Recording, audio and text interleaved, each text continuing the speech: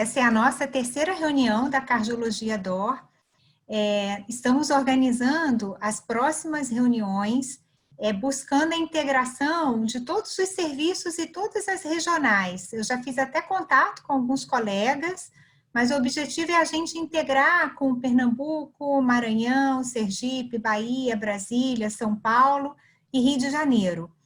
Uma boa notícia para a gente é que algumas empresas nos procuraram, empresas da indústria farmacêutica, interessados em fazer parcerias nas nossas reuniões mensais, com presença de convidados internacionais, que muito engrandece os nossos eventos, né?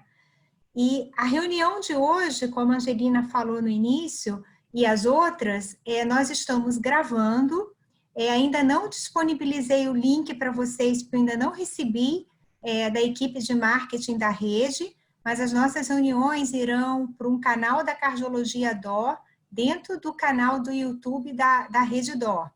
E aí, para a reunião ficar de uma forma mais fácil a gravação, a Angelina já desligou o áudio e o vídeo de todos vocês, só dos palestrantes e do moderador que está habilitado, mas após as palestras, apresentações, nós iremos habilitar de novo o áudio e o vídeo. Então, isso facilita e melhora a qualidade da gravação. Assim que eu tiver o link das anteriores, eu já compartilho com todos vocês no grupo. Hoje, a nossa reunião é uma reunião paulista, né? Várias pessoas já me falaram, uma reunião só tem palestrantes, moderador, todo mundo de São Paulo, mas a próxima com certeza vai estar mais integrada. E eu queria passar a palavra, chamar o Fábio, que é o moderador, para iniciar a reunião. Fábio? Boa noite, doutora Olga, muito obrigado, boa noite a todos, um prazer muito grande, uma sessão clínica internacional de um peso importante, 5 palestrantes aí da rede de expoentes nacionais da cardiologia. Hoje a gente vai contar aí com o professor André Feldman, que é coordenador aqui em São Paulo da cardiologia, da mesma forma o Dr. Guilherme Arruda, doutora Ariane Macedo, coordenadora do Jabaquara, Dr. Vinícius Teves, da hemodinâmica de vários hospitais, do Hospital São Luís do Morumbi, do Hospital Brasil, e o Dr. Renato, que pediu desculpas, está num outro meeting e deve entrar daqui a pouco. O Dr. Renato Lopes é professor associado da Duke University e é também coordenador científico da rede, vai poder também nos brindar com uma palestra importante sobre o estudo Augustus. A gente vai iniciar, então, com 10 minutos para cada um dos palestrantes. O doutor André começa, vai falar um pouquinho para nós sobre o estudo Voyager, PID, e na sequência a gente dá andamento 10 minutos. No final da apresentação de todos, a gente vai abrir para as perguntas. Caso os colegas queiram ir colocando no chat as perguntas de forma pontual, eu também vou anotando, para que se tiver mais de uma pessoa com o mesmo tipo de dúvida, a gente conseguir abreviar no final. Então, André, se puder começar. Acho que precisa compartilhar o... Perfeito. Muito bem. Deixa eu só pôr em modo apresentação. Todos veem em modo apresentação? Sim? Faz um joinha. Então, tá bom. Então, vamos lá. A gente vai falar um pouquinho sobre o estudo Voyager, um estudo extremamente importante, vocês vão entender por quê. É um estudo apresentado pelo professor Mark Bonaca, da Universidade de Colorado, nos Estados Unidos, né? E ele vem endereçar aí os olhos para um ponto importante, que é justamente um ponto que a gente tem muita dúvida. O paciente com doença arterial periférica crônica, se vocês observarem, olha só o risco de evento que esses pacientes apresentam logo após um procedimento de revascularização, quer seja ele através da via percutânea ou a intervenção cirúrgica. Então, esse é um grande problema, como tratar esses pacientes nessa fase inicial, logo depois da revascularização, existe uma ascensão grande, número de eventos bem importantes, muitas, mortalidade de 4%, necessidade de amputação, conversão para cirurgias maiores, ou seja, comorbidades e eventos bem graves. E o que se faz após esse tipo de conduta? Após a revascularização percutânea ou cirúrgica, a recomendação de diretriz hoje, se a gente for ver no primeiro mês, ainda é fraca, 2A para dupla antiagregação plaquetária, aspirina e clopidogrel. No caso da intervenção percutânea, e cirúrgica somente monoterapia antiplaquetária como 2B. Apesar dessa recomendação estar em diretriz, de onde vem esse conceito? Infelizmente, de um único estudo de 10 anos atrás, que não mostra realmente grande benefício desse tipo de conduta. Ou seja, os dados que nós temos hoje para como tratar esses pacientes são muito frágeis e esse tema ainda demandava um estudo bem grande nesse sentido. Qual que é o objetivo do estudo? Então, o objetivo do estudo é pacientes com doença arterial periférica que seriam submetidos a alguma intervenção do tipo revascularização cirúrgica ou intervenção percutânea, que seriam randomizados para 2 grupos. Um grupo somente aspirina, depois do procedimento, outro grupo dupla terapia, aspirina mais rivaroxaban 2,5 2 vezes ao dia. Para avaliar o quê? Eventos isquêmicos e também segurança entre os 2 grupos. Então, assim foi feito, foram 6.500 pacientes randomizados para cada um dos grupos, ambos os grupos com aspirina, só que um dos grupos recebendo rivaroxaban, dose vascular, aquela dose mais baixa. A ideia aqui, vejam, é a gente atacar o problema em 2 frentes diferentes. A antiagregação plaquetária e uma dose de anticoagulante bem baixa, ou seja, 2 vias diferentes, né? Diferente do que a gente vem fazendo hoje, que é através da dupla terapia antiplaquetária, uma mesma via sendo atacada. Então, a estratégia é um pouco diferente. E randomizado com 3.200 pacientes aproximadamente para cada um dos grupos, um follow-up de aproximadamente 3 anos, para um estudo randomizado, intenção de tratar. O que é importante a gente salientar? Os pacientes, na sua condição basal, estavam muito bem tratados, 80% deles com estatina, tomando inibidor de ECA, prevalência de doença arterial coronária de 30% em ambos os grupos, as características basais eram completamente similares entre os 2 grupos, sem grandes diferenças, e os pacientes muito bem tratados. 35% de tabagistas, vejam que é uma população grave, 40% de diabetes, é o paciente que tem a carinha da doença aterosclerótica mesmo, né? E qual que foi o desfecho primário? Então, o desfecho primário que a gente teve no estudo era composto por isquemia aguda de membro inferior, ou amputação de causa vascular, ou infarto do miocárdio, AVC e morte cardiovascular, ou seja, a combinação desses desfechos. E aí, a gente teve 19,9% no grupo placebo e o grupo rivaroxaban mais aspirina, 17,3%, mostrando uma redução de 15% com significância estatística a favor do grupo rivaroxaban 2,5 mais aspirina, ou seja, redução de evento isquêmico. Esse é o endpoint primário, o endpoint de eficácia, combinação desses eventos, e quando a gente vai analisar, o que mostra para a gente aqui, que é bem interessante, ao longo dos primeiros 2, 3 meses, a gente já vê uma divergência entre as curvas que continua crescendo, essa divergência vai se expandindo ao longo dos anos, né? Ao final de 3 anos, a gente vai ver que a curva continua distanciando e divergindo uma em relação à outra. Tanto que o NNT ele vai diminuindo progressivamente ao longo do follow-up. De 65 para 50 para 39, vale a pena a gente lembrar que quanto menor o NNT, maior o benefício da intervenção em relação ao grupo controle. Então, as curvas divergindo, inicialmente já nos primeiros meses, então um resultado bem interessante. Esse resultado, onde o desfecho composto atingiu o endpoint primário, foi dirigido principalmente por o quê? principalmente por redução na isquemia aguda de membros inferiores. Esse foi o principal endpoint que mostrou benefício a favor do grupo rivaroxaban mais aspirina, tá? A gente comenta um pouquinho sobre esse endpoint. Por outro lado, a gente tem que lembrar que o grupo controle era somente aspirina e o grupo intervenção, aspirina mais um anticoagulante. Então, não existe, o Renato sempre fala isso, não tem free lunch, né?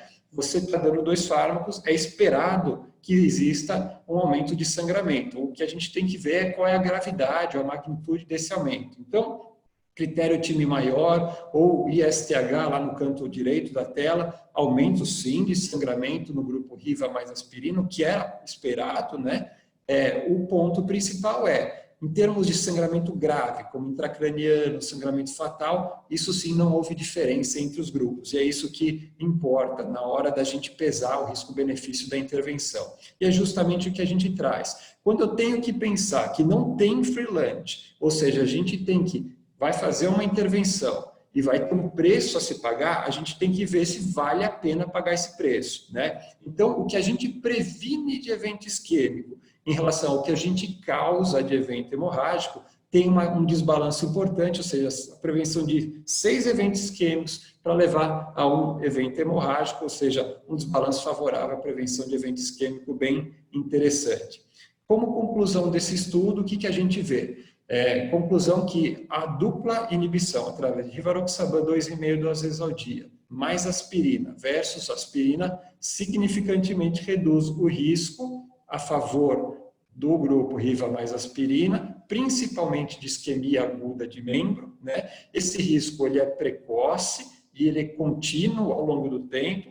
Por outro lado, ele aumenta o sangramento. Então, é interessante a gente pesar qual é o benefício, qual é o paciente que mais vai se beneficiar desse tipo de intervenção. Só para a gente discutir um pouquinho o resultado que a gente teve aqui e a gente tentar ver o contexto onde a gente encontra o Voyager. Só para a gente lembrar, a gente já teve essa dose, esse cenário testado no estudo COMPASS, mas sem o paciente da intervenção, o paciente clínico, vascular e no grupo da doença arterial periférica, um benefício enorme a favor da rivaroxaban mais aspirina na mesma dose. É um cenário um pouco diferente, não tinha intervenção, e agora o Voyager traz a mesma resposta, o mesmo desenho, um desenho muito semelhante, no cenário da intervenção de revascularização de um membro. Então, vem complementar os dados que a gente já tinha do COMPASS e reforçar os dados que a gente tinha do COMPASS também.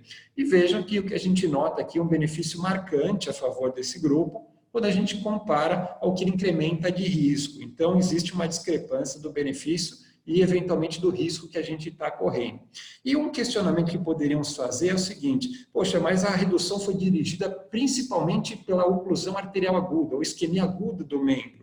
Mas esse tipo de evento é importante. Uma analogia que o autor faz aqui, olha só, é o que para o cardiologista seria um infarto agudo. Para eles, a isquemia aguda é o infarto agudo, né? Então, é uma situação onde a intervenção, o tempo é músculo, a intervenção precoce faz toda a diferença. Existe toda uma mortalidade atrelada a esse tipo de evento que é realmente importante, tanto complicações, MEIs, taxa de amputação. Então, para eles, né, para o vascular, essa intercorrência realmente ela é impactante do ponto de vista prático. Então, reduzir esse tipo de evento, sim, é importante do ponto de vista clínico. Eu mostrei para vocês o que a gente tinha até hoje, a dupla inibição antiplaquetária como recomendação na intervenção percutânea, a monoterapia após a cirurgia aberta, e provavelmente esses dados que hoje a diretriz trazem, eles devem ser alterados nas próximas diretrizes, principalmente após o resultado desses 2 estudos, no cenário pós-intervenção Voyager, numa fase mais estável COMPASS, a gente tem ao longo dessas 2 fases resultados bem impactantes que podem ajudar a gente tratar melhor os pacientes. Bem rapidinho, Fábio, mais 30 segundos para a gente terminar aqui, uma subanálise de pacientes que tomaram clopidogrel. 51% dos pacientes tomaram clopidogrel, tripla terapia, AS clopidogrel, Riva 2,5, 12 em 12, e o outro grupo sem clopidogrel. E eles compararam esses grupos. Veja só que adicionar clopidogrel não traz benefício nenhum em termos de redução de isquemia, com clopidogrel ou sem clopidogrel, nenhum benefício em termos de magnitude de redução isquêmica. Por outro lado, o grupo com clopidogrel teve mais eventos de sangramento. Ou seja, a gente tem que realmente saber usar a dupla inibição, uma em cada via, na dose certa, para a gente não levar o risco do paciente em excesso e maximizar a redução de isquemia. Essa é a grande mensagem que o Voyager trouxe para a gente. Obrigado pela atenção, depois a gente vai ter um tempinho para discussão. André, sempre preciso no tempo, deu os 10 minutos em cima, da crítica, da pontualidade do Dr. André, fantástica apresentação. Vamos para a segunda apresentação para não perder muito tempo e no final a gente faz uma discussão e as perguntas direcionadas para cada palestrante. Doutora Ariane, por favor, se puder iniciar, a gente vai dar continuidade agora. Bom, gente, boa noite a todos. Eu sou a Ariane e eu vou apresentar o estudo Caravaggio, que foi um estudo apresentado agora no ICC, que fez uma avaliação de uma estratégia de anticoagulação oral com a apixabana para pacientes com câncer e fenômenos tromboembólicos venosos.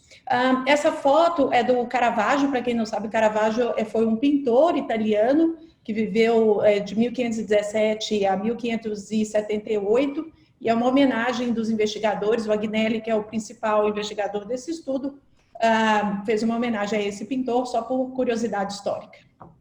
Bom, a gente sabe que existem vários fatores de risco para trombose nos pacientes oncológicos, que varia de acordo com o tipo de câncer, com o estágio da doença, após o tratamento, após o início do diagnóstico do câncer, e também vários esquemas terapêuticos aumentam o risco de trombose nesses pacientes.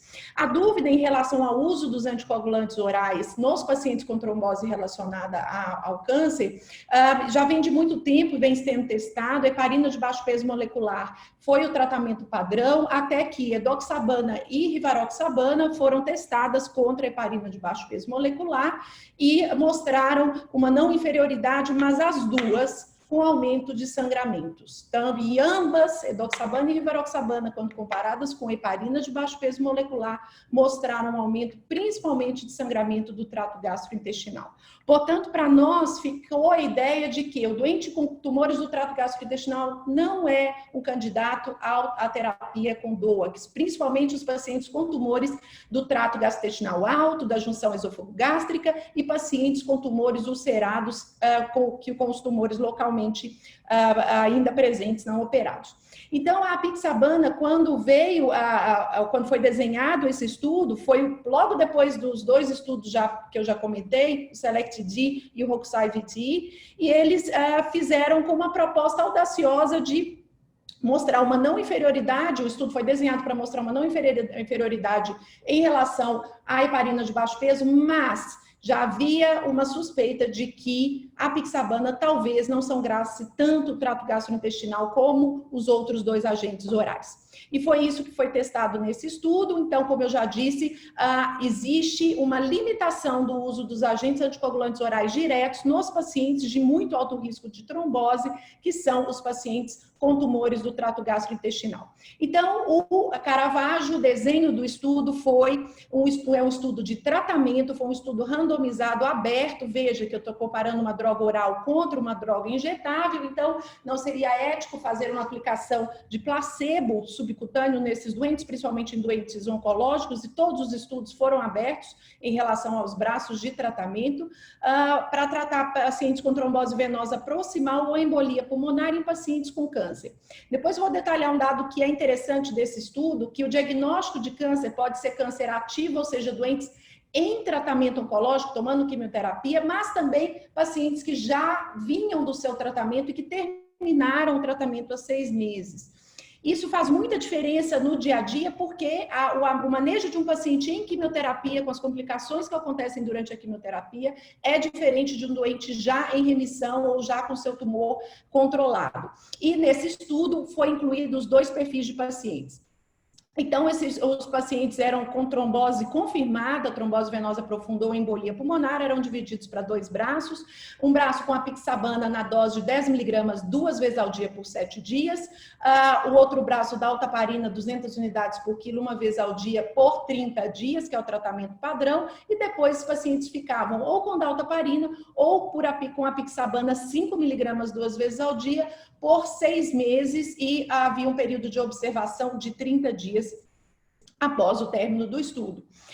Então, como eu já disse aqui, mais um detalhe interessante, tinha que ter TVP confirmada, embolia pulmonar confirmada, mas também embolia pulmonar incidental, aquele achado frequente de pacientes que vão fazer uma investigação, ou, perdão, uma estratificação do seu tumor e acham uma trombose venosa ou embolia pulmonar. A gente trata esse doente do mesmo jeito que um paciente com trombose sintomática. Então, vejam que eles limitaram esse achado de trombose incidental para 20% dos pacientes do estudo, mostrando que eles queriam pegar um perfil de paciente mais grave, com mais trombose sintomática ou embolia pulmonar sintomática.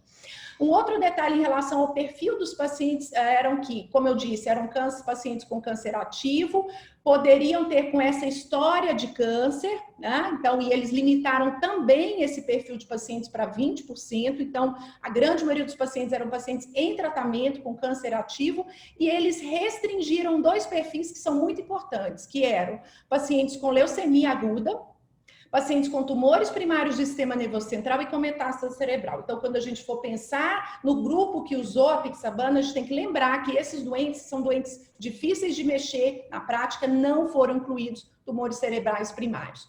Os critérios de inclusão não tem nada que diferencie muito dos outros estudos, mas eles tiraram as quimioterapias que eram fortemente indutoras ou inibidoras da CYP3A4 e da glicoproteína P. Olhando a tabela suplementar, eles não excluíram as quimioterapias mais utilizadas no dia a dia. Então, eu acho que isso não é um ponto para a gente ressaltar como um erro, ou uma limitação do estudo. Porque a gente olha o resultado, a gente vê que isso não foi tão relevante. E o desfecho? Foi um estudo desenhado para não inferioridade, para recorrência de trombose venosa profunda e embolia pulmonar no período do estudo. Todos os estudos de tratamento de TEV, o desfecho é recorrência. E como desfecho maior de segurança, o sangramento maior, que é com uma definição diferente do ISTH, é um pouquinho parecida, mas tem essa definição da agência europeia, que tem algumas características um pouco diferentes. Em relação à hipótese, como eu disse, a apixabana é não inferior à daltaparina, foi desenhado para isso. E qual foi o perfil dos pacientes? Então, vejam que a grande maioria dos pacientes a maioria dos pacientes com embolia pulmonar, com ou sem trombose venosa profunda, a grande maioria sintomático, né, 80% com sintomas, aquelas tromboses acidentais, elas foram reduzidas, quase 97% dos pacientes com câncer ativo, então, paciente com histórico de câncer foi diminuído, então, bem da nossa prática do dia a dia, pacientes com plaquetas baixas, abaixo de 100 mil, um número pequeno, e destaco aqui pacientes que estavam em tratamento quimioterápico durante o estudo, quase 60% dos pacientes. Então, realmente, um grupo bem significativo.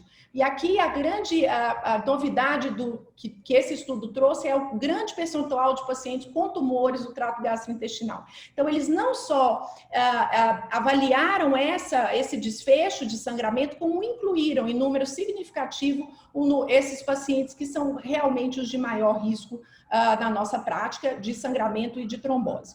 E quais foram os resultados? Resultado primário de eficácia, a apixabana foi não inferior à daltaparina em relação ao desfecho de recorrência de tromboembolismo venoso, com um P de 0,01 de não inferioridade e um P de 0,08 para superioridade, mas o desenho do estudo foi para não inferioridade, então a gente vê o intervalo de confiança aí passando pelo 1, mostrando uma não inferioridade. E aqui, o momento que todos esperávamos, quando a Agnelli apresentou o estudo, era sangramento maior. Então, pela primeira vez no estudo de DOAC contra heparina, a gente não vê um aumento significativo de sangramento maior e não vemos um aumento de sangramento do trato gastrointestinal em um estudo que 20% dos pacientes eram de tumor do trato gastrointestinal. Portanto, uma grande diferença para nós na prática da cardio-oncologia. Os outros desfechos secundários de recorrência, dividindo esses desfechos, a gente vê que precocemente essa curva já se separa, com um benefício grande em relação à apixabana,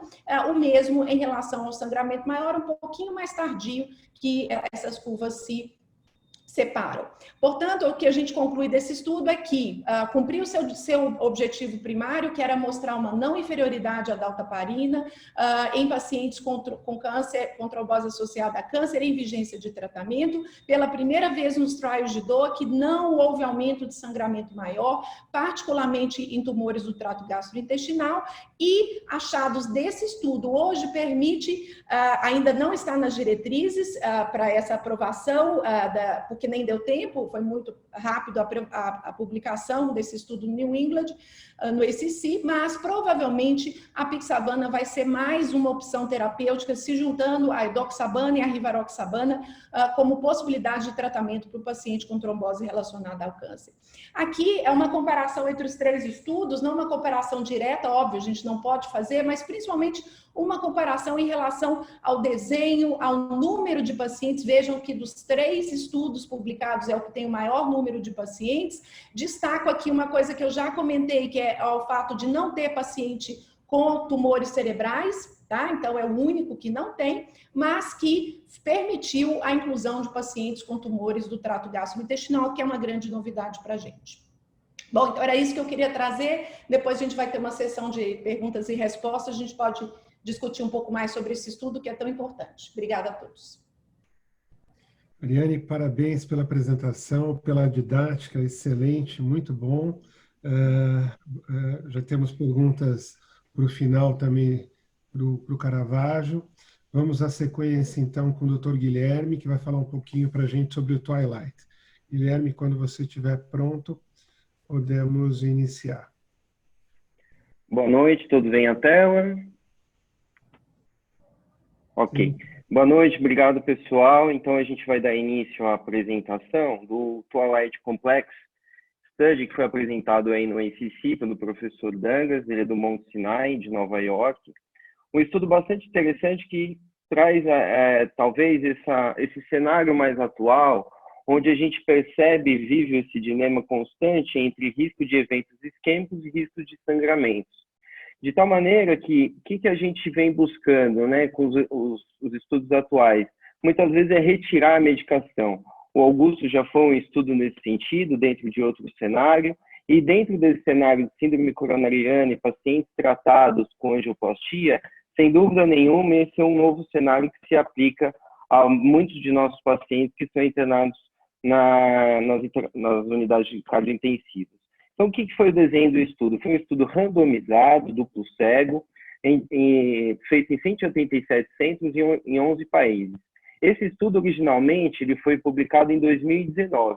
Então, a gente está olhando aqui um cenário particular desse estudo. Qual seria esse cenário? Aqueles pacientes mais complexos, que a gente vai definir mais à frente quais foram os critérios que eles utilizaram. E dentro de 9.006 pacientes inscritos, 2.900 foram selecionados por estudo, com 3 meses de terapia, ou seja, ele tomando AS de Ticagrelor, aqui havia um divisor de águas. Esse paciente ou permanecia com aspirina, ou senão ele ia para o braço de Ticagrelor com placebo. E o que se buscou analisar? Sangramento e eventos isquêmicos. De tal forma que os critérios que foram usados para a seleção desses pacientes foram os critérios clínicos e os critérios angiográficos. Dentre os critérios clínicos, a gente tem idade, ou seja, população mais idosa, acima de 65 anos, o gênero feminino, troponina positiva, já uma doença vascular definida, ou por infarto prévio, doença arterial obstrutiva periférica ou revascularização do miocárdio, diabetes tratado ou um clearance rebaixado, abaixo de 60. E pelos critérios angiográficos, uma doença multivascular, uma lesão-alvo com stent acima de 30 milímetros, trombo na lesão-alvo, lesão de bifurcação com mais de 2 stents, lesão de tronco acima de 50% ou DA proximal e lesão calcificada com necessidade de aterectomia. Importante destacar que o critério de exclusão foi em fato com supra de ST, além de angioplastia de resgate, necessidade de anticoagulação ou necessidade de nova revascularização. Então, portanto, na inclusão desse estudo, a gente tinha um critério clínico e um angiográfico. Os métodos dele para definir uma angioplastia complexa, o que ele trouxe para nós? Mais de 3 vasos tratados, uma extensão de stent acima de 60 milímetros, bifurcação com 2 stents, uso de dispositivo para aterectomia, lesão de tronco, ou pacientes já revascularizados que necessitaram de intervenção, ou oclusão arterial crônica. E o desfecho? O desfecho primário foi relacionado a sangramento, usando o critério de Bach, entre o momento 0 e 12 meses da randomização. Sendo que o endpoint secundário foi morte por todas as causas, infarto não fatal, AVC, 12 meses após a randomização. Então, a gente tem aqui o desenho completo do estudo, dentro do cenário de randomização no pacientes complexos, 2.342 pacientes, sendo que o braço com placebo, 1.158 pacientes, versus aquele braço de aspirina com ticagrelor de 1.184 pacientes. No grupo não complexo, a gente tinha o placebo com ticagrelor em 2.397 pacientes versus 2.380 naquele grupo com aspirina. E o que a gente encontra das características desses pacientes? Vou destacar aqui vocês alguns pontos mais importantes. Você vê que a gente tinha uma alta taxa de anemia, 20% de pacientes com anemia. A gente sabe que isso é um critério para definirmos maior risco de sangramento para esses pacientes. 63% desses pacientes dentro de um cenário de síndrome coronariana aguda, 15% desses pacientes revascularizados prévios. Isso definindo a população analisada. Dentro dos critérios angiográficos, a gente tinha um número de vasos tratados de 1,6 versus 1,2, para aquele cenário não complexo, e uma alta incidência de oclusões crônicas, 20% de lesões de bifurcação. Então, trata-se realmente de uma população com uma complexidade maior, tanto do ponto de vista clínico, como do ponto de vista angiográfico. Então, aqui a gente demonstra ainda todas as características mais importantes em relação a angioplastia complexa. Destaco aqui aos senhores a questão da malha de stent implantado, acima de 60 milímetros, praticamente metade dos pacientes, acima de 3 vasos tratados, em torno de 30% dos pacientes. E o que foi encontrado? Dentro daquele endpoint primário estabelecido, o que a gente tem? Critério de sangramento, BARC 2, 3 ou 5. Quando a gente compara nessa curva aqui, o paciente usando ticagrelor com aspirina, versus essa curva vermelha tracejada de ticagrelor com placebo, a gente tem uma incidência muito inferior em relação ao sangramento. Ou seja, suprimir a UAS do tratamento traz benefício do ponto de vista de sangramento.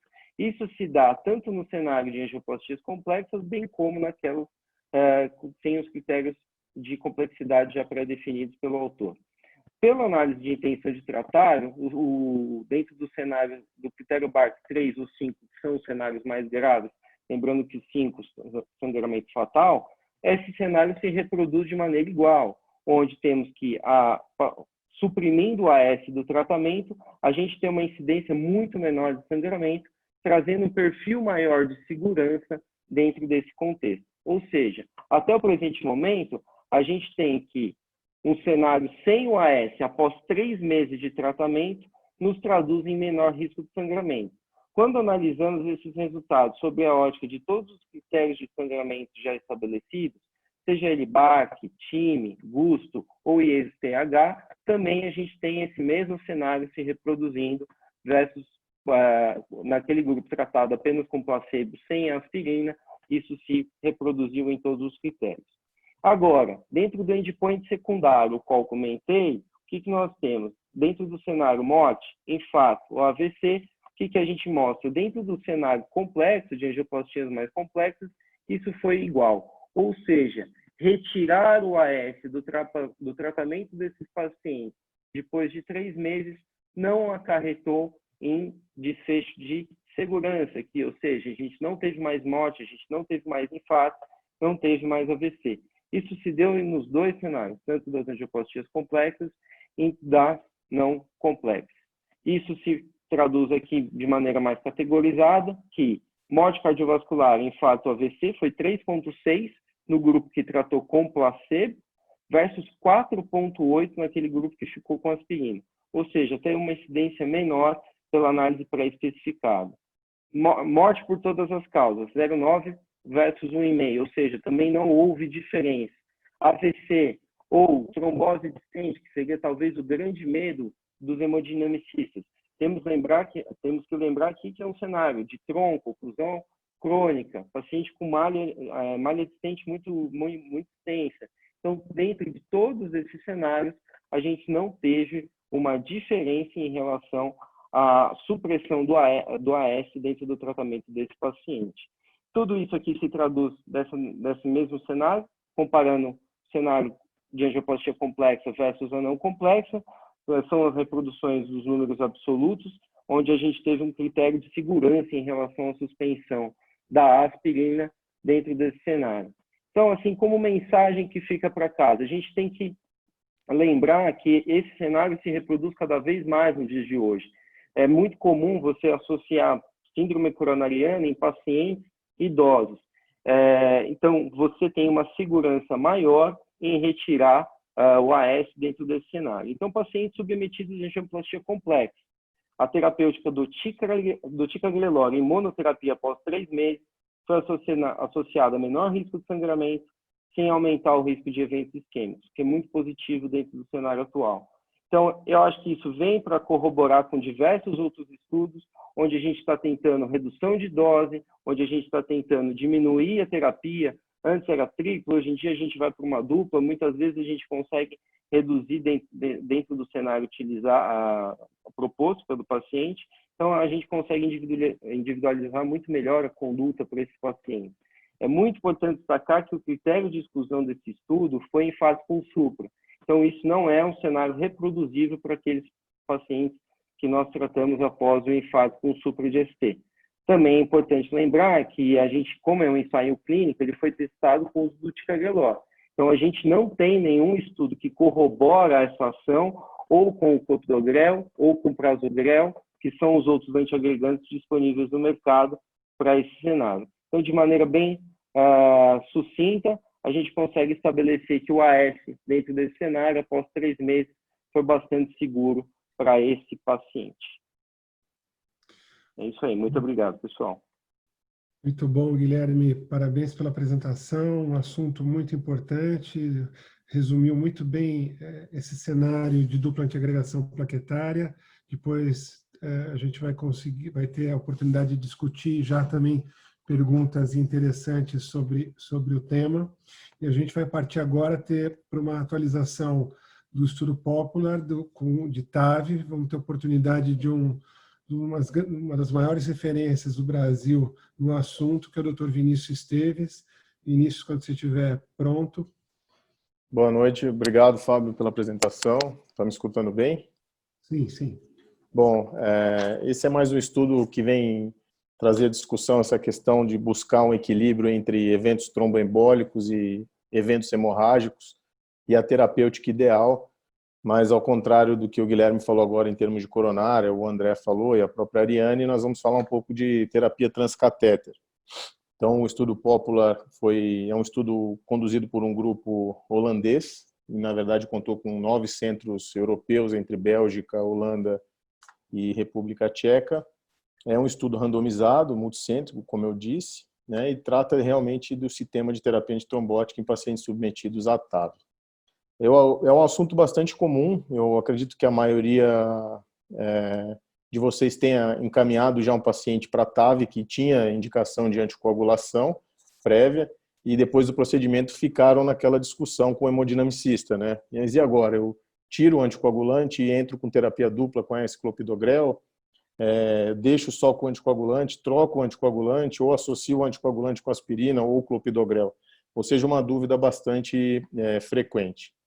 Então, Ele faz uma introdução falando um pouquinho sobre as possíveis complicações, as variações das taxas de complicações em TAV, contando com os primeiros estudos nos pacientes de extremo alto risco, mostrando aí taxas muito altas de sangramento de 15% a 20% e AVC de 8%. As taxas não são essas hoje em dia, né? E é muito importante destacar que os pacientes com fibrilação atrial correspondem a aproximadamente 30% dessa população que é submetida a TAV. Então fica essa questão sobre o grupo de maior risco para eventos tromboembólicos e tentar balancear isso com a questão do sangramento.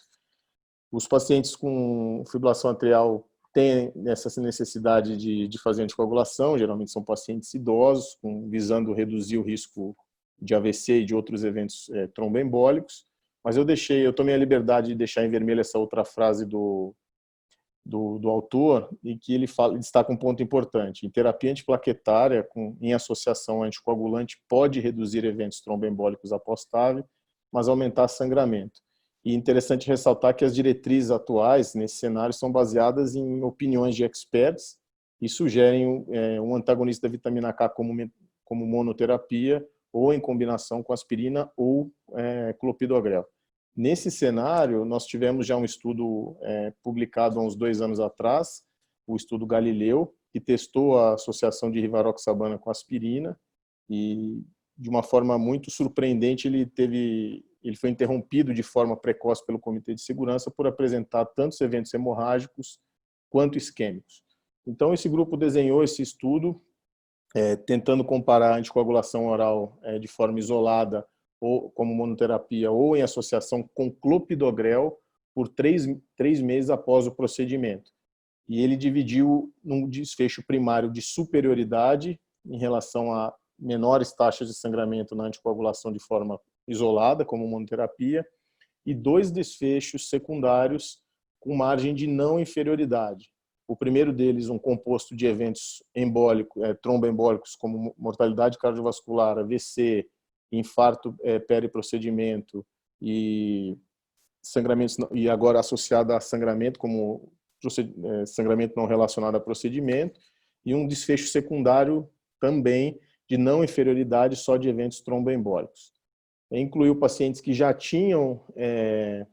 faziam uso de anticoagulação prévia por qualquer outro motivo, a maioria deles por FA, obviamente, e já vai a primeira informação aqui de que não incluía ou excluía os pacientes de acordo com o tipo de anticoagulante, e excluíam pacientes que tinham sido submetidos à angioplastia coronária percutânea recentemente, por motivos óbvios, por gerar justamente essa dúvida que o Guilherme suscitou agora há pouco de uma provável terapia tripla. Então, os pacientes que tinham feito angioplastia prévia, que também corresponde a 25%, 30% da população pré-TAV, eles eram excluídos. Esse é o desenho do estudo. Então, ele é a corte B do Popular, ele tem a corte A, onde está comparando com terapia antiplaquetária dupla. E nós tivemos aí 326 pacientes, 164 para o lado de monoterapia e 162 para o grupo de terapia dupla.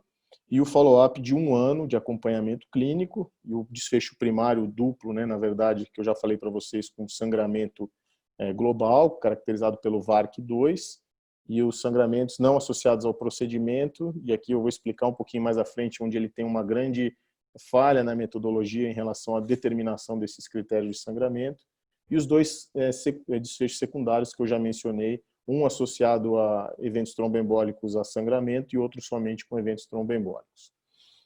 Então, eu já trago aqui no baseline, chamar a atenção para alguns dados que eu considero interessantes. Vejam todos que a população aqui já é uma população octogenária, idade média de 81 anos para ambos os grupos, a maioria do sexo masculino em ambos os grupos, né?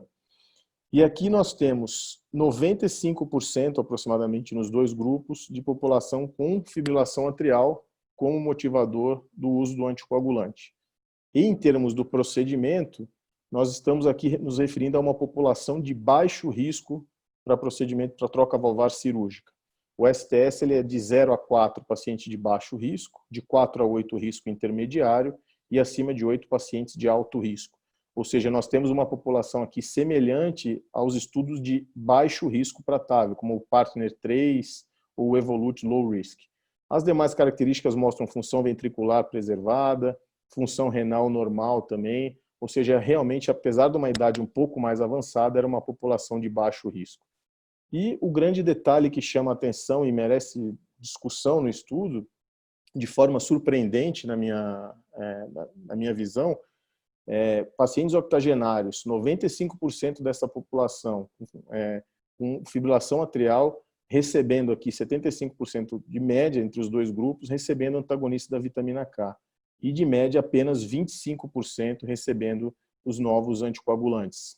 9%, uma média de 10% para apixabana e os outros com um pouco menos de incidência. Chama atenção aqui também, eu estou vendo que tem alguns colegas hemodinamicistas participando da sessão, os dados dos procedimentos me chamaram a atenção. Então, você dá uma lida inicialmente no estudo, você acha que é um resultado muito interessante, mas depois você começa a ver algumas coisas que chamam muito a atenção.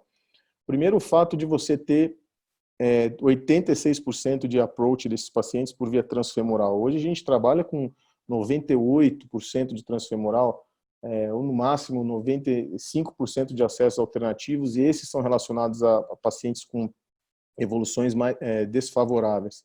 O uso das próteses são os habituais que nós temos aqui no Brasil também, uma auto-expansível e uma balão expansível. Dispositivo de proteção cerebral também muito baixo. E o que chama a atenção aqui em relação aos critérios VARC, que são os critérios que validam os desfechos desfavoráveis nos estudos de TAV, mostram, se nós somarmos os dois aqui, aproximadamente 16% de complicação vascular. Se eu comparar esses dados com o estudo do PARTNER 3, a taxa de complicação vascular foi de 1,3%. Então, por que tão alto nesse grupo, seja nele como monoterapia ou como terapia dupla? Em relação ao desfecho primário, que é o sangramento global, nós podemos ver aqui em vermelho a população com terapia dupla, com anticoagulante e clopidogrel. Novamente, é aquela questão de você tenta diminuir evento tromboembólico, mas aumenta o sangramento, e é realmente o que acontece aqui. É uma redução no risco relativo de 47%, com valor de P estatisticamente significativo. E aí, quando ele joga para sangramentos não relacionados ao procedimento, essa diferença muda muito pouco e ele acaba fazendo uma confusão, porque ele considerou apenas os BARC4, os sangramentos BARC4, que são aqueles sangramentos graves, muito graves, como relacionados ao procedimento, e excluiu aqueles sangramentos que nós realmente temos nos procedimentos de TAV, como uma dissecção na femoral, onde você coloca um balão ou resolve com compressão, uma perfuração que precisa colocar um stent ou um simples hematoma. Então, uma das grandes críticas que existe e limitações nesse estudo, apesar de ser randomizado, está publicado no New England, realmente essa questão da metodologia utilizada para acessar os sangramentos. Quando nós vamos para o desfecho secundário, a associação entre desfechos, entre eventos tromboembólicos e sangramentos, nós temos aqui uma diferença, uma redução no risco relativo para aqueles pacientes com anticoagulação de forma como monoterapia de 31%, atingindo aí a margem de não inferioridade pré-especificada, e depois ele busca já uma margem de superioridade. E quando você tira o sangramento, obviamente, você diminui essa diferença entre os dois, só analisando os eventos isquêmicos, mas mantém também essa margem de não inferioridade. E analisando isoladamente os desfechos secundários, desmembrando os desfechos, eu volto a chamar a atenção aqui, o que na minha análise são resultados não muito compatíveis com o da literatura, onde você tem mortalidade cardiovascular, somando os dois aqui, por volta de 11%, numa população de baixo risco, como é do PARTNER 3, onde a mortalidade foi de 1% no grupo transcatéter. E o que chama a atenção aqui na parte dos eventos isquêmicos também, uma taxa de AVC em torno de 5,5%, enquanto no PARTNER foi de 1,5%. Outro dado interessante, entrando nas minúcias do estudo, e isso a gente só consegue ver, eu tive que buscar nos suplementos deles, na verdade, os 2 casos de AVC isquêmico com evolução para óbito foram no grupo com terapia dupla, tanto com anticoagulante como com clopidogrel, questionando até onde está o efeito protetor em relação aos eventos tromboembólicos, e o único AVC hemorrágico foi justamente no grupo de terapia como monoterapia. de tal forma que os pesquisadores concluem que em pacientes com já uma pré-determinação, pré-indicação para uso de anticoagulação oral, a terapia como monoterapia, a monoterapia comparado com terapia dupla de anticoagulante com clopidogrel, reduziu as taxas de eventos relacionados a sangramentos, incluindo aqueles sangramentos maiores, sangramentos ameaçadores à vida ou aqueles incapacitantes, e não aumentou a taxa de eventos isquêmicos.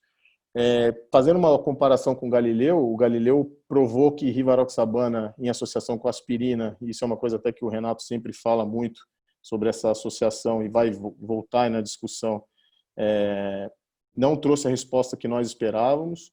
O Popular também comprovando que os anticoagulantes como monoterapia, sem pré-especificar qual anticoagulante, sendo que 75% deles utilizaram vitamina K, sem controle de TP comprovado, isso é uma coisa que não está descrito, sangra mais, sem elevar o risco tromboembólico. E o que nós temos de novos estudos agora para sair é o Atlantis, que deve sair em 2 anos, mais ou menos, que fala justamente sobre o uso da apixabana em comparação com a terapia antiplaquetária dupla com aspirina e clopidogrel. Era isso, Fábio. Parabéns, Vinícius. Muito bom, excelente. Um estudo também que vai causar uma boa discussão. Agora a gente tem a presença do professor Renato. O professor Renato vai nos brindar aí com o tema do estudo Augustus. Renato, bem-vindo. A gente tem 10 minutos aí para a apresentação falar um pouquinho dos dados apresentados no ACC, correspondentes ao Augustus, e depois a gente vai abrir para perguntas num período que a gente está prevendo até por volta das 9 horas da noite. Então, 10 minutos de apresentação e, na sequência, a gente abre para perguntas. Boa noite, Renato.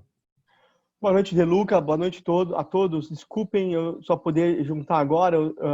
Como eu havia comentado no grupo, né, da rede, teve uma palestra muito interessante agora na Academia Nacional de Medicina, lá no Rio. Obviamente foi virtual, e eu fui convidado de honra da sessão, então eu não tive como sair. O pior é que o pessoal não acabava, e aí eu estou podendo juntar agora. Então, desculpa, De Luca e todos, por estar somente juntando agora. Eu vou apresentar aqui, então, uma subanálise que foi apresentada na sessão de Lay Breaking do ACC. Foi uma sessão muito interessante, porque ela realmente se juntou com outras análises e outros trials importantes. E a gente ficou muito feliz, porque foi 1 ano depois dos principais resultados do estudo Augustus. E nesse 1 ano, a gente conseguiu ter 8 publicações, todas em revistas de fatores de impacto acima de 10, 6 lay breakings, clinical trials presentation. Então, acho que isso mostra a importância do estudo, que mesmo além de ter tido várias apresentações depois da principal, mesmo depois de 1 ano, a gente ainda conseguiu um lay breaking no ACC virtual, de uma análise que eu considero muito importante, que é por quanto tempo a gente mantém a aspirina para pacientes pós-infarto ou pós-angioplastia. Então, olha o que aconteceu, né? No estudo Augusto, quando a gente publicou, a gente percebeu que, como vocês lembram, foi um estudo 2x2 fatorial, que testou a apixabana versus a varfarina e testou a aspirina versus placebo. E a beleza do estudo foi ter testado a aspirina versus placebo de uma forma duplo cega, né? Então, isso foi realmente dar um poder muito grande para esse estudo. E quando a gente olhou na comparação de aspirina e placebo, a gente reparou que os eventos isquêmicos que os senhores podem ver aqui, infarto, trombose existente e revasculação de urgência, apesar de não ter sido estatisticamente diferente entre os grupos, houve numericamente maiores eventos isquêmicos no grupo placebo do que no grupo aspirina. Veja que a taxa de trombose existente, apesar de ser muito baixa, menos de 1%, mas foi quase o dobro no grupo placebo. Então, isso gerou uma certa dúvida que, será que a aspirina não teria um papel na redução? A gente sabe que ela vai aumentar o sangramento de maneira 2 vezes mais. Então, isso é um ponto. Mas será que o contraponto ela não pode abaixar ou reduzir os eventos isquêmicos e aí fazer uma análise de trade-off, fazer uma análise de, primeiro, há esse trade-off para se fazer? E se houver, será que tem um tempo para se definir a duração de aspirina? Então, esse esquema, na verdade, é um esquema didático que eu gosto muito, uso nas minhas aulas, que acho que ilustra o problema, né? O risco de trombose existente ele é muito maior precocemente, a gente provou no Augustus que ele é fundamentalmente nos primeiros 30 dias, e depois esse risco vai embora. E o risco de sangramento é quase que constante. Então, fica muito fácil entender que essa intersecção é o sweet spot que eu falo tanto, né? Achar o sweet spot é achar esse delta T aqui. Só que o único problema é que esse delta T a gente não sabe qual ele é. Esse é um esquema bonito, didático, porém esse delta T não é conhecido. Então, a gente conhecendo esse delta T, poderia nos dar mais subsídios para tentar decidir se eu tiver que manter a aspirina, eu poderia manter por X tempo. Então, essa foi a ideia desse racional, foi tentar entender se há um trade-off, primeiro, a magnitude de sangramento que a aspirina causa, como é ela comparada com uma potencial magnitude de redução de eventos isquêmicos, é de 1 para 1, é de 1 para 3, é de 1 para 10, e mais do que isso, como é essa relação over time, ou seja, como é essa relação ao longo dos meses, para a gente poder ver se há um benefício em se manter a aspirina ou não, por algum período de tempo. Então, o que a gente fez? A gente acabou criando desfechos de isquemia e desfechos de sangramento. Por quê? Porque não dá para você comparar um sangramento fatal com um infarto periprocedimento leve, né? Que a troponina dá uma subidinha e desce. Então, a gente criou desfechos que são considerados severos, desfechos que são considerados intermediários e desfechos que são considerados mais genéricos, para que a gente possa comparar, né, banana com banana e maçã com maçã. Então, vejam que essa foi a ideia. Criar, apesar de não ser perfeito, tá certo? Até porque o que pode ser um sangramento maior, o peso que pode ser um sangramento maior para o Deluca pode ser menor para mim, pode ser menor para o doente, né? Então, isso varia muito entre médico e médico, entre paciente, para o FDA, por exemplo. Mas tem coisas que a gente tem que concordar, né? Um sangramento fatal intracraniano e um maior são sangramentos graves, né? Então, a gente aglomerou esses desfechos, criou essas categorias de desfechos para fazer as análises. E aí, vejam que interessante, a gente dividiu em primeiros 30 dias, que foi o que a análise de trombose existente mostrou, e depois de 30 dias. E vejam que nos primeiros 30 dias, quando eu olho em sangramento do lado esquerdo, a aspirina aumenta sangramento em todos os tipos de eventos, seja eles graves, moderados ou leves. Quando a gente olha agora na redução de isquemia, a gente vê que há uma redução de isquemia nos desfechos intermediários e nos desfechos severos, mas que nos desfechos genéricos, basicamente, essa redução não aconteceu. Então, já é um primeiro dado que parece que essa redução, esse aumento de sangramento para eventos severos e moderados que a aspirina causa nos primeiros 30 dias é contrabalanceado quase que numa proporção 1 para 1 para uma redução de eventos. Mas vamos ver isso em maiores detalhes. Bom, depois de 30 dias, olha o que interessante que acontece. A aspirina continua aumentando o sangramento em todos os tipos de desfecho, seja eles sangramentos graves, moderados ou severos à esquerda. Mas olha agora o que acontece com a redução do evento isquêmico. Ela não existe.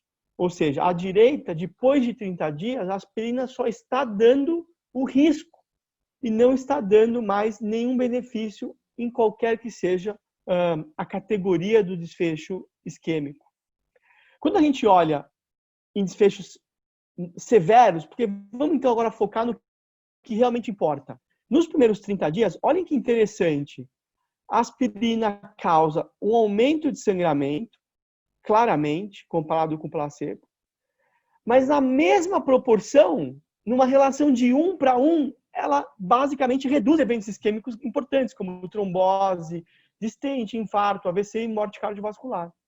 Então, é uma relação quase que de 1 para 1 no primeiro mês. Então, se eu mantiver a aspirina, eu vou ter um benefício isquêmico, mas exatamente igual eu vou ter um risco de sangramento. Quando eu olho depois de 30 dias, olha que interessante as curvas.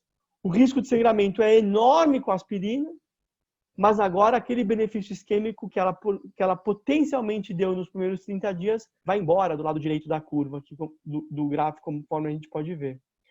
Então, é um dado de extrema importância que agora nos mostra que, sim, a aspirina pode ter um benefício que é contrabalanceado por um risco de sangramento na proporção de 1 para 1, mas é só no primeiro mês. Depois do primeiro mês, a gente só está dando risco para o doente e não está dando nenhum benefício. De modo que, de novo, os efeitos gerais do estudo, a conclusão do nosso estudo foi essa, que continua aplicando-se que a maior parte dos doentes, na hora da alta, a gente pode parar a aspirina e ir só com o clopidogrel e a apixabana, por exemplo. Esse é o estudo geral, né? O resultado geral do estudo.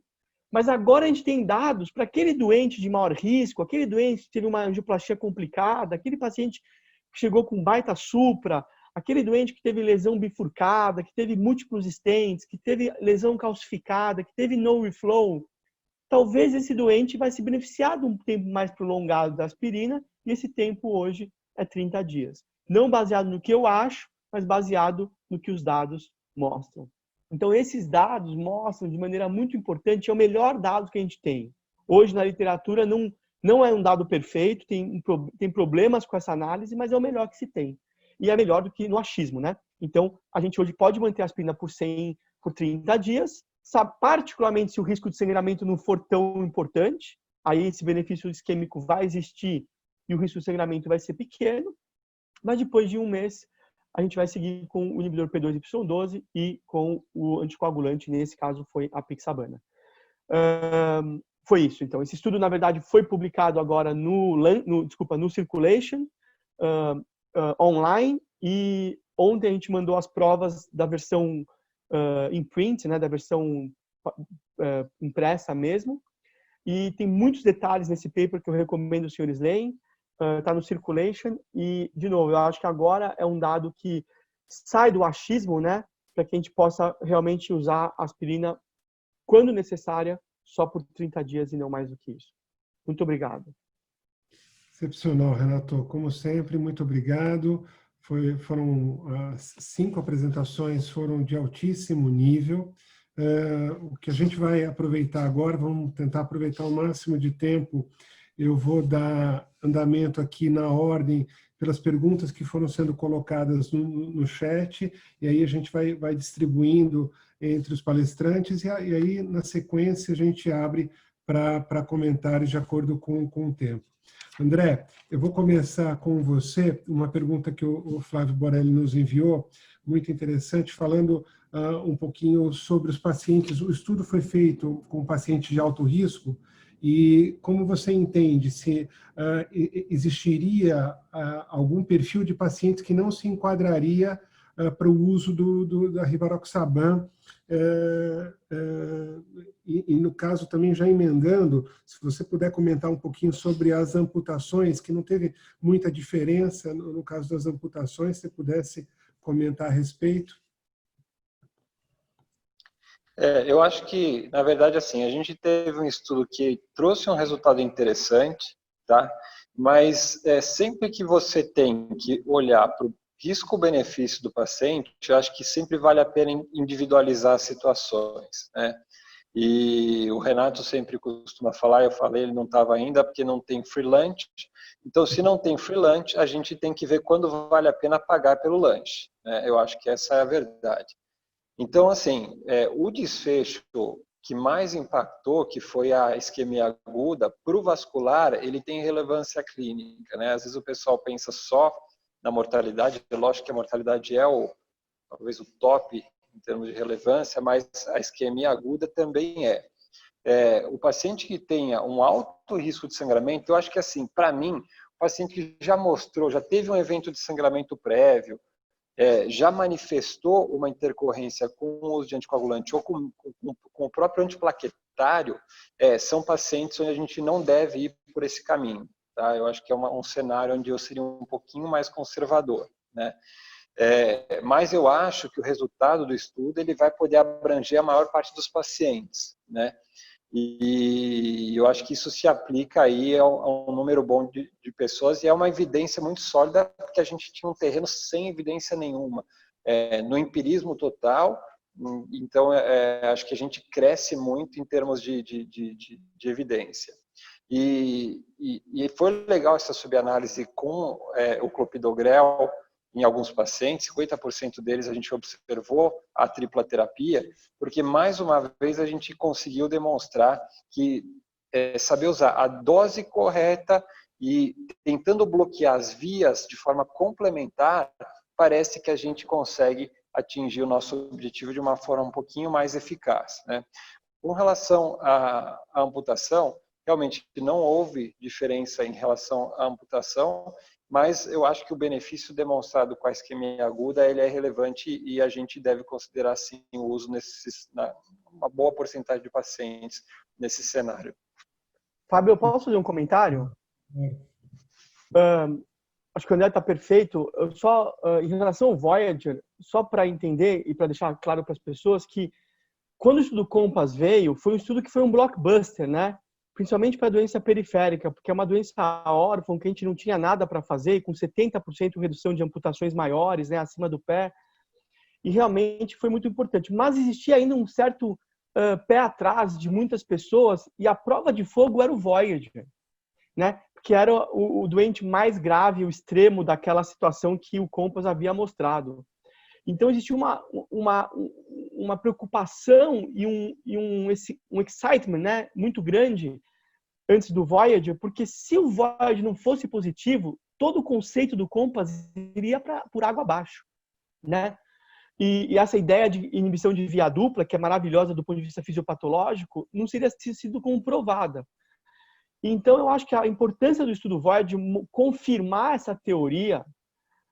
Óbvio, o N é menor, os doentes são mais graves, então você não vai ter a mesma equivalência em desfechos, mas comprovar a teoria, eu acho que é um marcador de águas importante dessa teoria de inibição de via dupla, principalmente para uma doença que era tão órfã, né?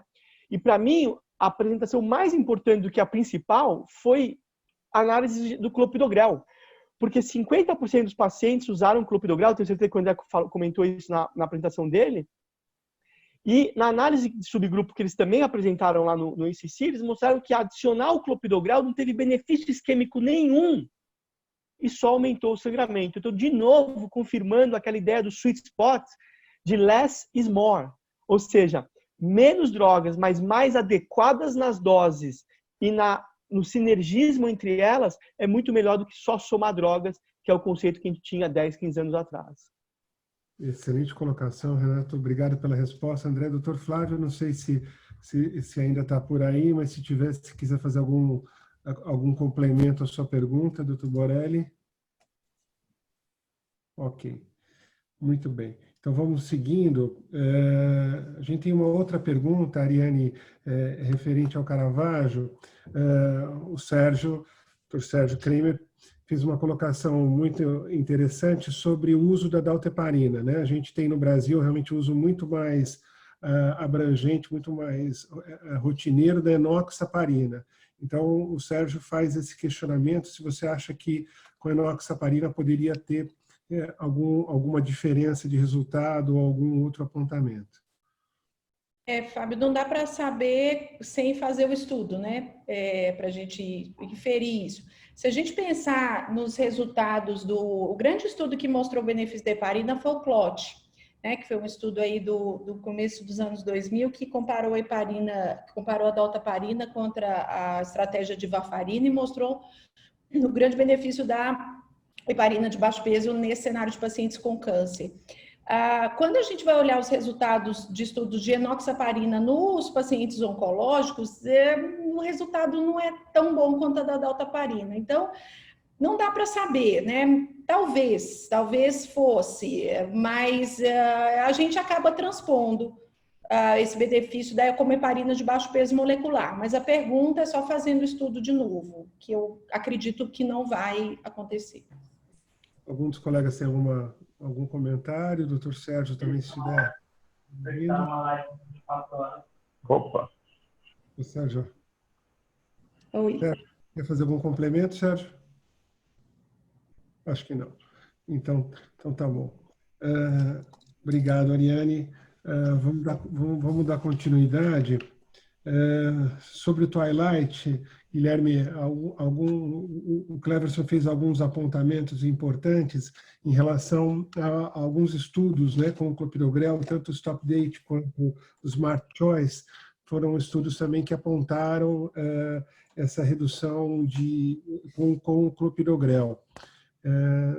Você pode falar um pouquinho a respeito? Legal, bem colocado aí pelo Cleverson. O Stop Dart, a única diferença que ele tinha era da característica da população. Era uma população de mais baixo risco quando comparado com o Twilight. Basicamente, eram doentes estáveis, angioplastias estáveis.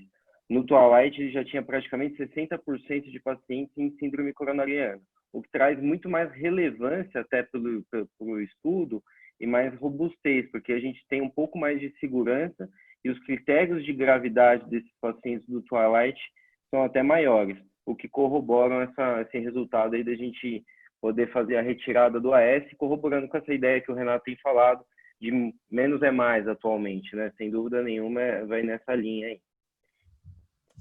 Perfeito. Só para fazer um comentário adicional, Fábio, existe também uma subanálise em pacientes diabéticos e o resultado também se reproduziu. Com relação a eventos isquêmicos, não houve diferença. E em relação a sangramento, a incidência foi menor após a supressão do AS. Então, esse resultado foi reproduzido dentro desse cenário também. Alguns palestrantes querem fazer algum comentário a respeito? Ok.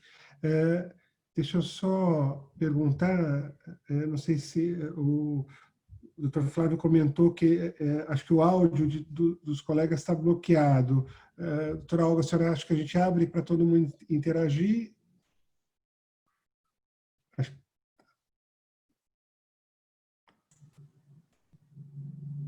Pronto. Com certeza, já pedi a Angelina, que era para porque o seu, né? as apresentações. Desculpa.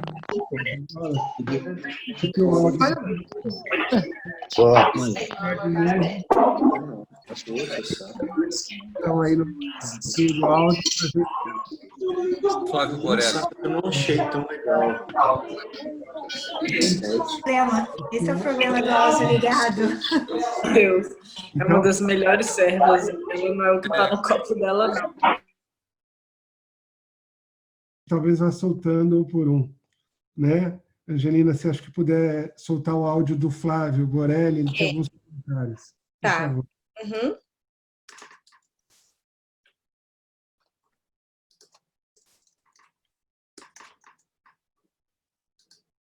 Tá ativado. Ok, Flávio, se quiser comentar, fique à vontade. Estão me ouvindo? Sim. Ok. Não, só queria agradecer ao André pela resposta. É que é preocupante. Você sabe que as vantagens de você estar usando rivaroxabana naquela população, elas são realmente enormes em comparação ao não uso. Porém, é uma população de muito alto risco, onde a chance de sangramento é muito alta. Aí a minha pergunta, existe dentro daquele baseline uma preocupação entre selecionar a população que vai ser utilizada a rivaroxabana ou não? Me deu a sensação que todo mundo entrou, tendo condição de entrar, tinha um perfil de inclusão, entrava. Perdão. Isso. Algum comentário, André, sobre... André? Oi? Tá sim. Aí conseguiu. A Angelina que manda aqui. Se ela não deixa ali liberar, não vai. Mas é mais ou menos isso, Flávio. Eu acho que você não tá, a sua interpretação está certa, né?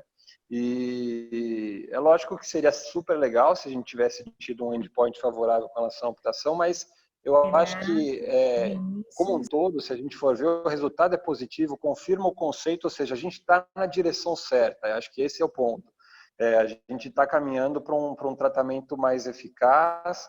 E eu não acho que, por não ter demonstrado amputação, que a gente não vá se beneficiar de usar essa linha de raciocínio. A gente, às vezes, quer atingir o topo, né? Mas a gente já está ganhando bastante terreno, acho que essa é a verdade. E indo pelo caminho que o Renato comentou, que parece ser o caminho mais correto. Ok. O Renato, acho que a Angelina e o Renato quer comentar, por favor. Só um comentário rapidinho, André, é isso mesmo, concordo, que teve uma análise, né, que foi feita em termos da magnitude, né, porque, de novo, não tem free lunch, a gente vai achar mais sangramento, não tem jeito, né, porque se não achar mais sangramento, tem alguma coisa estranha com a sua droga, né, com o seu antitrombótico. Então, a questão é o trade-off que eu falei. Então, o benefício foi da magnitude de 5 vezes mais em relação ao risco de sangramento. Então, assim, de novo, óbvio que vai ter aquele paciente que o risco de sangramento vai ser 10 vezes mais. E aí, mesmo o benefício sendo 5 vezes maior, o doente vai sangrar mais do que vai proteger contra a isquemia. Mas não é a grande maior parte dos pacientes. E agora vamos ver as análises secundárias para tentar definir quais são os preditores de maior sangramento. Eu já sei que essas análises estão em andamento. E com isso a gente vai refinar o achado do sweet spot. Perfeito, Renato. Uma perguntinha agora sobre TAV. Sobre o estudo, o controle, a gente observou, você comentou que varfarina, a maior parte dos pacientes eles fizeram uso de varfarina, alguns com DOACs. A primeira relacionada a se o controle de varfarina estava de acordo, se o TTR, o controle de varfarina, foi atingido dentro de uma expectativa ideal. E qual que seria a perspectiva de terapia antitrombótica na TAV, no teu entendimento? Bom, Fábio, pela primeira pergunta, o estudo, quando você lê a introdução, a parte do resumo, tudo, você acaba sendo seduzido, né? Você olha, porque ele fala sobre um tema que é muito interessante e a gente não tem resposta. E aí ele fala, vamos usar a monoterapia com anticoagulante como uma resposta para essa questão de TAV e FA. E aí quando você vai ler, você acaba vendo que 95% dos pacientes que foram incluídos tinham FA e estavam usando antagonista de vitamina K. E aí ele sempre começa a descrever, procure no suplemento. Então vai te dando um trabalho danado para ver o estudo, e aí você vai lá, você não encontra muito controle de TP, sabia ou não. Aí você acaba tendo um evento, um AVC hemorrágico no grupo que estava com monoterapia. Então, assim, em termos de terapia antitrombótica em TAV, o que nós temos hoje em diretriz é baseado em opinião de expert. Porque nós temos basicamente 2 estudos maiores. O primeiro é o Galileu, que foi interrompido pelos motivos que eu falei aqui. Aí vem o Popular, com uma série de viés, na minha opinião, falhas metodológicas. Tudo bem, foi publicado no New England, mas tem uma série de falhas. Ele muda os critérios de sangramento do BARC para análise. É uma população relativamente pequena. E o que nós temos agora é que no final de maio termina o período de acompanhamento de endpoint do desfecho primário do Atlantis, que vai aí sim usar a Pixabana, que é uma droga que a gente acredita que nessa população mais idosa, aí 75, 80 anos, vai ter um benefício sem a balança pesar muito negativamente para o lado de sangramento, e comparado com a terapia dupla, que é o que a gente usa. Então, eu acho, isso é uma opinião pessoal, o caminho vai ser com os DOACs, para esses pacientes que precisam fazer anticoagulação. Mas a rivaroxabana foi testada de forma errada, em associação com a aspirina. O Popular não focou em nenhuma droga. Então, o primeiro estudo que a gente vai ter uma resposta mais concreta se os DOACs realmente são a saída para esse subgrupo vai ser o Atlantis. Então, é tudo baseado em opinião de expert e prática do dia a dia. Não dá para a gente ter uma conclusão. O que eu acho assim, o paciente não tem indicação de anticoagulação, vamos manter com terapia dupla com AS-clopidogrel. E se ele tem, aí vamos pesar, né? Risco-benefício de sangramento. Terapia tripla de forma alguma, terapia dupla com aspirina me parece que não é o caminho, e talvez manter com DOAC vai ser a solução. Renato, você quer comentar alguma coisa? Algum dos nossos palestrantes? Doutor Olga? Não, acho que é isso mesmo, e o Atlantis vai ser interessante porque ele vai, o Galileu só excluiu pacientes com FA, né? E o Atlantis tem pacientes que têm FA e que não têm FA, então a gente vai ter essa análise estratificada, porque eu acho que são pacientes diferentes, né? Os pacientes com FA e os sem FA. Então, acho que do mesmo jeito que hoje eu considero a doença arterial coronária com FA diferente da sem FA, em como eu manejo, eu acho que no TAVR é muito possível que a FA tenha um papel importante na decisão da terapia antitrombótica. Então, a trans vai ser bem importante esse ano. Perfeito. A gente está próximo, temos mais 4 minutos aí até as 9 horas. Se alguém tiver algum comentário, o pessoal da hemodinâmica pode sinalizar no chat, a gente pede para abrir o áudio.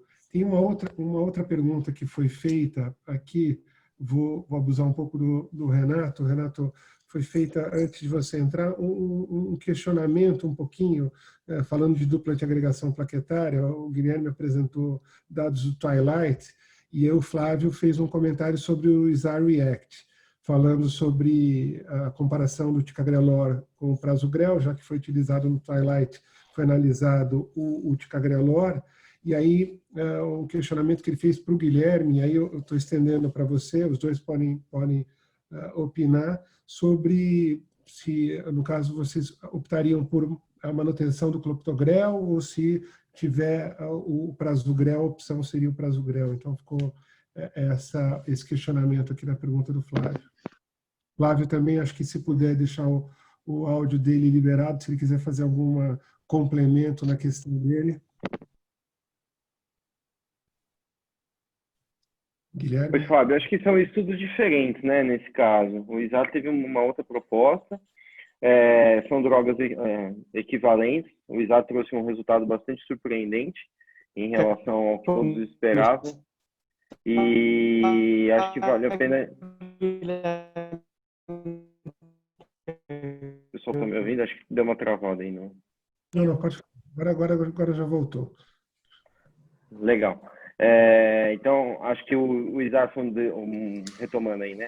Uma proposta diferente, um desenho diferente, um resultado surpreendente, que trouxe um resultado superior ao ticagrelor, que todos não estavam aguardando. Mas, sem dúvida nenhuma, assim, o que a gente tem do desenho do Twilight, a droga testada foi o ticagrelor dentro desse cenário. Agora, transpor esses dados, o ideal seria com um novo estudo, usando a droga prasugrel, e não o ticagrelor, né? O meu único comentário seria, Fábio, em relação ao ISAR-React-5, né? Esse é um estudo que tem uma série de limitações. Esse é um estudo muito complicado, né? Desde a sua concepção, desde o seu funding, desde o desenho, desde a maneira como as drogas são comparadas, porque não foi uma comparação de drogas, foi uma comparação de estratégias, né? Vamos dizer assim. Porque os labels, né, de usar o prasugrel é diferente do ticagrelor, não para o supra, mas para os infartos sem supras em genes instáveis, desde a maneira como os eventos foram validados, desde o tamanho da amostra, que é infinitamente underpower para mostrar qualquer coisa. Então, assim, você tem um estudo Triton com 14 mil doentes, você tem um estudo Plato com 18 mil doentes, aí você acha que você vai conseguir resolver uma diferença entre dois agentes melhores do que o clopidogrel com 4 mil? Quer dizer, é muito difícil, né? Então, eu acho que aí a gente começa a cair naquela área onde os tamanhos das amostras começam a gerar falsos negativos e falsos positivos, a gente tem que tomar muito cuidado. Talvez a única coisa que a gente possa tirar é que, tá certo, uma percepção que o ticagrelor fosse melhor do que o prasugrel de maneira errada, porque eles nunca foram comparados cabeça a cabeça, mas pelo benefício da mortalidade que o ticagrelor mostrou e pela ausência do benefício de mortalidade que o prasugrel não mostrou, né, o benefício de mortalidade, existia na cabeça das pessoas que o ticagrelor era uma droga melhor, né? E, de novo, extrapolando, é uma percepção. Então, talvez o que esse estudo faz, na minha opinião, no máximo, olha, vamos pôr o pé no chão que talvez essa percepção não seja real, que talvez essas drogas sejam muito mais semelhantes entre si do que tem uma superioridade monstruosa do ticagrelor em relação ao prasugrel. Mas não extrapolar e achar que o prasugrel realmente é superior ao ticagrelor. Aí eu acho que é forçar a barra um pouco demais. Perfeito. Análise extremamente sensata. Acho que é bem por aí. Doutora Olga, estamos agora com 9 horas. Prosseguimos um pouquinho mais. Tem mais algumas perguntas? Você está no comando. Eu aproveito só para parabenizar todos os palestrantes pelas excelentes apresentações. O comando é seu. Então, tá bom. Então, eu acho que eu vou para uma última pergunta aí para o Vinícius, para o Renato.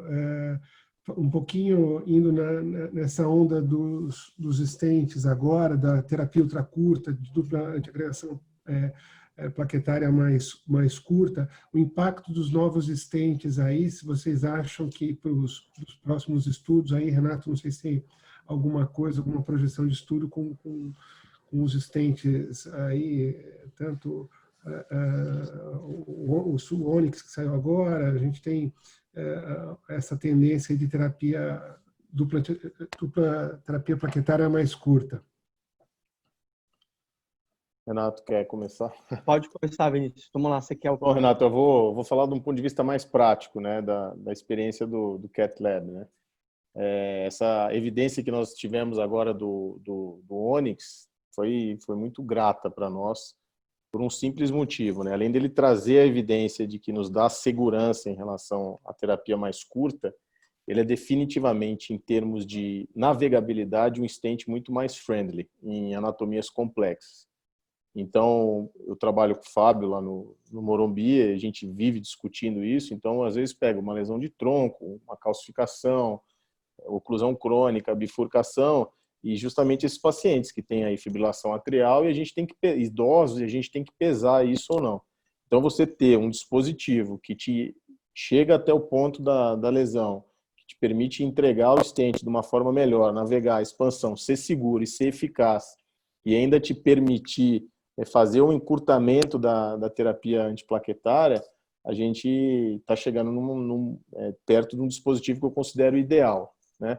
Nós tínhamos isso com o BioFreedom, só que ele era um stent um pouco mais grosseiro para navegar. Então, é como se você fosse dirigir um caminhão ou dirigir uma Mercedes, por exemplo. É totalmente diferente. Então, a gente está numa fase muito boa em relação a isso, porque o stent é bom em termos técnicos, práticos, e te traz evidências de segurança e eficácia também para aplicar na prática clínica. Fábio, vou fazer talvez seja uma nova reunião só esse tópico de tão complexo que é, né? Então, vou fazer um comentário meio geral, assim, que eu acredito.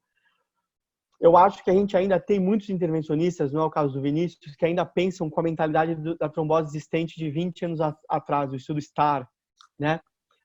E acho que esse é o grande problema das pessoas conseguirem evoluir, que talvez a gente não precisa da aspirina, que talvez a gente pode fazer terapias mais curtas, porque os stents são melhores, as drogas são melhores, então tudo melhorou, né?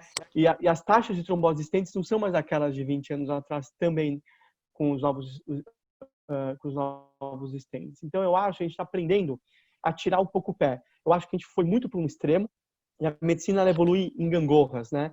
A gente percebe que a gente foi muito, a gente tira o pé e começa a voltar. Muitas vezes a gente volta para o outro extremo, passa do ponto, e aí às vezes a gente acha o ponto de equilíbrio. Então eu acho que é isso que a gente está vivendo. Talvez daqui a pouco, o próprio Augustus, que a gente testou 6 meses de clopidogrel, talvez nem seja mais necessário 6 meses de clopidogrel. Porque se o doente, talvez, se for um doente estável, eu possa fazer 3 meses de inibidor P2 y 12. Dependendo do stent.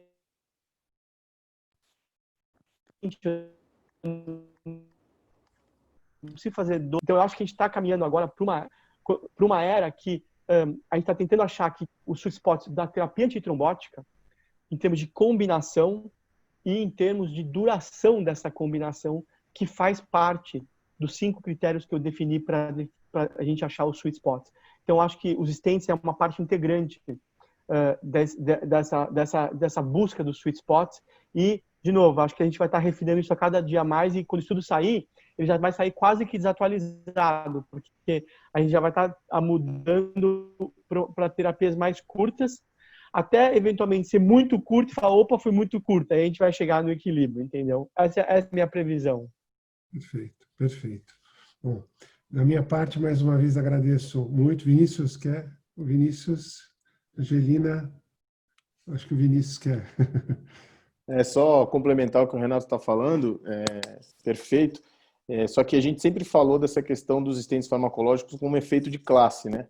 E agora a gente está tendo um pouco mais de evidência de que alguns dispositivos talvez sejam melhores para a gente usar nessa prática diária de casos mais complexos. Então é importante isso e a rede faz isso muito, né?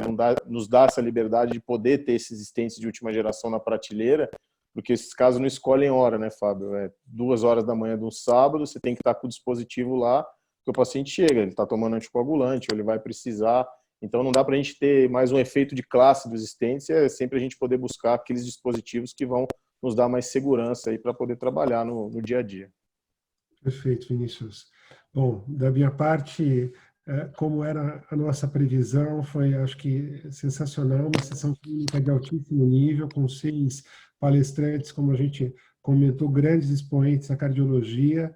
A doutora Olga, se quiser finalizar, eu acho que a gente está no nosso tempo, no nosso prazo final. Se alguém tiver alguma última consideração, senão eu agradeço a participação de todos aí.